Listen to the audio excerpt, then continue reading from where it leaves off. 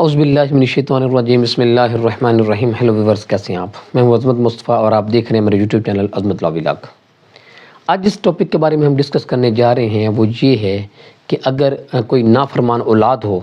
اور کوئی بھی باپ نافرمان اولاد کو اپنی جائیداد سے محروم کرنے کے لیے وہ جائیداد کسی دوسرے شخص کو تحفہ گفٹ کر دیتا ہے، تحفے میں دے دیتا ہے، تو اس کی قانونی حیثیت کیا ہے؟ آج ہم جو ڈسکس کریں گے اس حوالے سے۔ اس سے پہلے جن لوگوں نے ابھی تک میرے یوٹیوب چینل کو سبسکرائب نہیں کیا تو آپ سب سے پہلے میرے یوٹیوب چینل کو سبسکرائب کر لیں تاکہ میری ہر آنے والی ویڈیو اب تک بآسانی پہنچ سکے۔ آج ہم ڈسکس کر رہے تھے جی اس حوالے تھے کہ اگر کوئی نافرمان اولاد ہو تو کیا باپ جو ہے وہ اس کو اپنی جائیداد سے آگ کر سکتا ہے اور اس کے علاوہ اپنا وہ جائیداد ہے وہ کسی دوسرے شخص کو تحفے میں دے سکتا ہے۔ پہلے میں یہ آپ کو ایک بات بتاتا چلوں کہ عاق نامے کے حوالے سے کیونکہ ضمن یہاں پہ عاق نامے کا جو ہے وہ بات ہو رہی تھی، تو جہاں تک عاق نامے کا تعلق ہوتا ہے، عاق نامے کا قانونی طور پہ کوئی تصور نہیں ہے۔ اگر کوئی شخص کسی بھی اپنی اولاد کو اپنی جائیداد سے اپنی زندگی میں عاق کر دیتا ہے تو اس کا قانونی طور پہ اس کی کوئی حیثیت نہیں ہے۔ اس شخص کے فوت ہونے کے بعد جب وراثت کا سوال ہوگا تو وہ اس اولاد کو بھی، اس بیٹے یا بیٹی کو جس کو اپنی زندگی میں وہ عاق کر چکا ہو، اس کو وراثت میں حصہ ملے گا اور وراثت سے اس کو محروم نہیں کیا جا سکتا۔ آپ دوسرے الفاظ میں یہ کہہ لیں کہ جو ہے یہ قانونی طور پہ عاق نامے کا تصور جو ہے وہ قانون میں اس کی کوئی حیثیت نہیں ہے۔ یعنی کہ اگر عاق کر بھی دیا جائے کسی بھی شخص کو، کسی بھی اولاد کو، تو اس جو ہے وہ بعد میں جب وراثت کا ایشو ہوتا ہے تو وراثت جب جو ہے شروع ہوتی ہے تو اس وقت وہ اولاد بھی جو ہے اس کی حقدار ہوتی ہے۔ یہاں پہ جو ہم ڈسکس کرنے جا رہے ہیں جی، یہاں پہ ایک جو قانون کے حوالے سے اس میں دو کیس لا ہیں جی۔ ایک 2018 CLC صفحہ 1535 ہے اور دوسرا جو ہے وہ 2005 SCMR صفحہ 135 ہے۔ اس میں یہ ڈسکس کیا گیا ہے کہ اگر کوئی نافرمان اولاد بھی ہو اور اس کو جائیداد سے محروم کرتے ہوئے جو ہے جائیداد کسی تیسرے بندے کو جو ہے وہ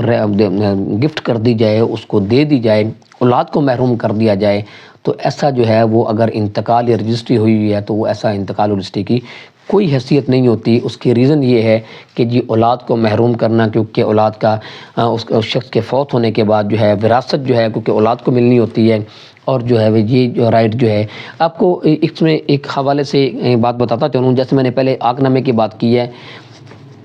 اولاد جو ہے نا، میں نے کافی سارے کیسز ایسے بھی دیکھے ہیں جس میں اولاد کچھ، بلکہ کیس تو نہیں ہوتا یہ، اس میں حالات ایسے میں نے دیکھے ہیں جس میں اولاد جو ہے اپنی زندگی میں ہی باپ سے وراثت مانگ رہی ہوتی ہے، اور یہ ہمارے معاشرے میں بہت زیادہ ہونے لگ گیا ہے کہ اولاد زندگی میں ہی باپ سے کہتی ہے جی کہ یہ وراثت ہے، یہ ہماری ہے، ہمیں دے دیں۔ یہ بات آپ ذہن میں رکھ لیں کہ زندگی میں کسی بھی شخص کی زندگی میں اس کی اولاد اس کے جو ہے وراثت کلیم نہیں کر سکتی۔ اس کی ریزن یہ ہے کہ وراثت کا جو ہے وہ کوسچن ہی اس وقت اٹھتا ہے، سوال ہی اس وقت پیدا ہوتا ہے جب وہ شخص فوت ہو جاتا ہے، اس وقت وراثت شروع ہوتی ہے۔ اس سے پہلے تو وہ جو مالک بیٹھا ہے، جو انسان شخص زندہ ہے، تو وہ اس کا مالک اپنی جائیداد کا، اس سے اس کی اولاد یہ کلیم نہیں کر سکتی کہ جی آپ کی اولاد جائیداد جو ہے یہ اپنی زندگی میں ہمیں دے دیں، ایز اے وراثت دے دیں، کیونکہ وراثت کا نہ شرعاً نہ قانوناً اس وقت سوال ہی پیدا نہیں ہوتا، تو وراثت وہ کیسے تقسیم کر لیں؟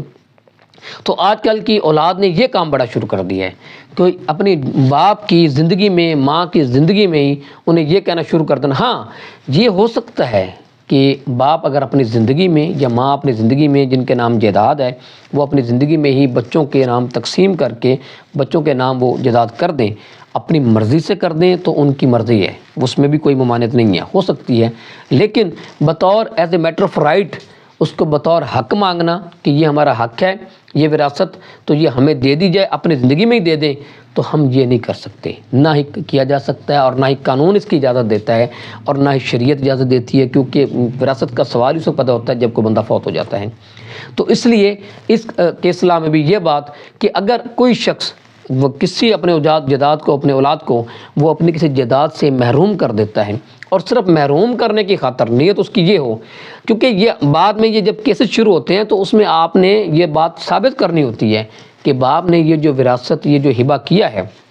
یہ جائیداد جو ہبہ کی ہے وہ صرف اس پرپز کے لیے کی تھی کہ باپ یہ سمجھتا تھا کہ میری اولاد جو ہے وہ نافرمان ہے، یا واقعی اولاد نافرمان تھی، تو اس لیے اولاد کو محروم کرنے کے لیے، اس وراثت سے، اس جائیداد سے محروم کرنے کے لیے آگے ہبہ کر دیا گیا ہے۔ تو ایسا ہبہ جو ہے وہ اس کو قانون نہیں مانتا۔ وہ ہبہ جو ہے اگر ہو بھی گیا ہے اور اس کو جب عدالت میں چیلنج کیا جائے گا تو وہ ہبہ ختم ہو جائے گا۔ تو آج کا ہمارا ٹاپک تھا، اس حوالے سے میں امید کرتا ہوں اس حوالے سے آپ کو کچھ نہ کچھ